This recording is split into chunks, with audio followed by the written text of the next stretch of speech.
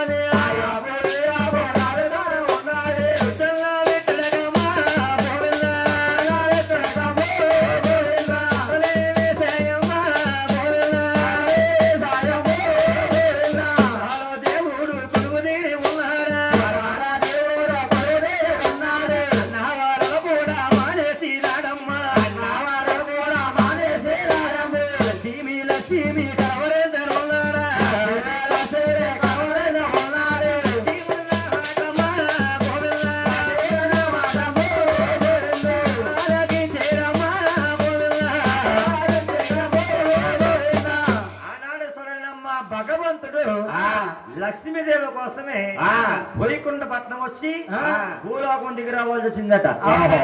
శాస్త్రాద్రి పర్వతం పైకేరిపోయి కొండ చెట్లుగాల కుడుకొల్ల వేస్తే ఆయాకు ఈయాకు రాలతా కూర్చున్న స్వామివారి పుట్లగా ఏర్పడ్డాయి.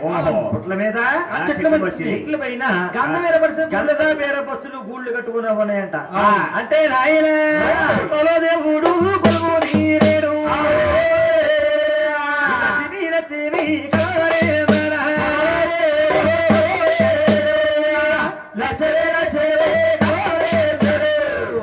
లక్ష్మన్న మరవలేదట. ఈ లక్ష్మన్న మాట ఎవరికించారా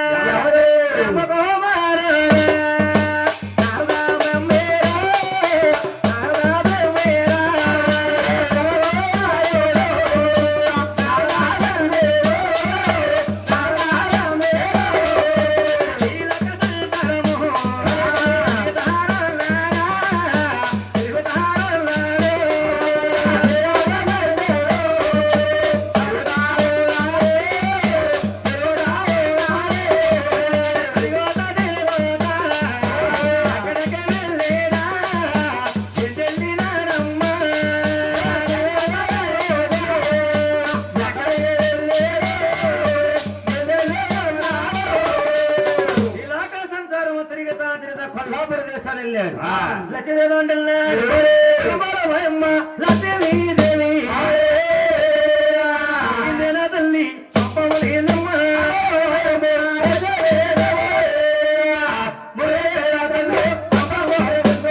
మానవ చూస్తే కాస్తివస్త్రం ధరించి తపస్సులు ఉండిపోయావు.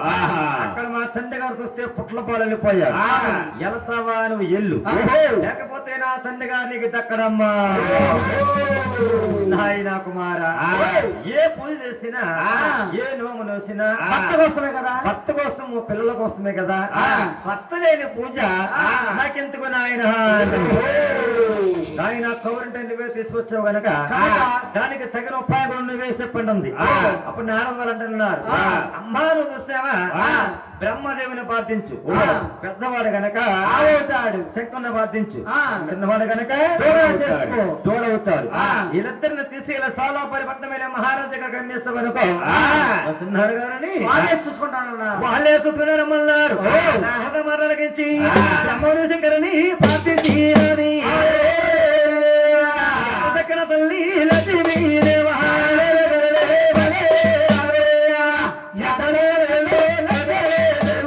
ఎప్పుడైతే బ్రహ్మని శంకరని ప్రార్థించిందో బ్రహ్మదేవుడి పెద్దవాడు గనక ఆవయ్యాడండి. శంకర ఎక్కడి నుంచి వస్తున్నవాడు కాబట్టి తోడయ్యాడండి. అంతగా చేతనే మనం ఎంత డప్పటి గృహం కట్టుకున్నా గానీ గృహం కట్టుకున్నవాడు ముందుకుంటా గృహంలోకి వెళ్ళకుండదండి. ముందు రావెలుతుంది, వెనకాల దూడలుతుంది. వెనకాల గృహం కట్టుకున్నవాడు విష్ణుమూర్తి పుట్టగొట్టుకుని గుమ్మం కాడ గుమ్మడికాయ కొట్టి గృహోపవేశం చేస్తాడు. అంటే బ్రహ్మదేవుడు అవయ్యాడు.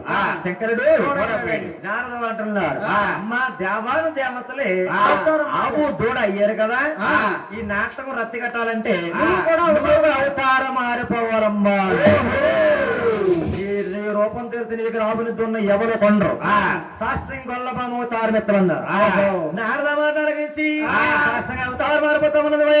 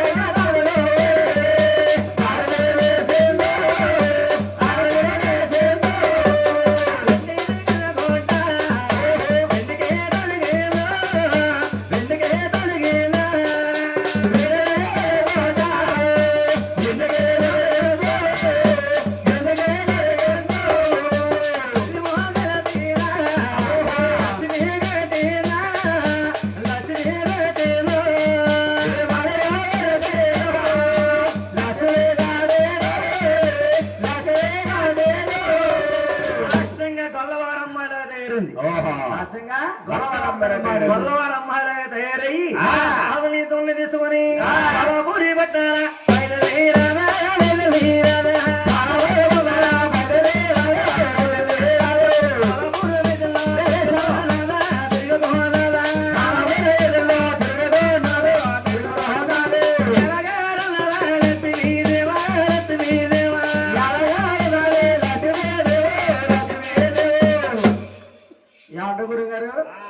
పంచని ఇప్పుడు రెడీ అవ్వడావు సంతకాడు వెళ్ళిపోయి పంచని సగం చేయడం ఇవ్వాలా అయ్యి బాబు సంతకాడు ఇప్పుడు రెడీ వచ్చింది ఆవు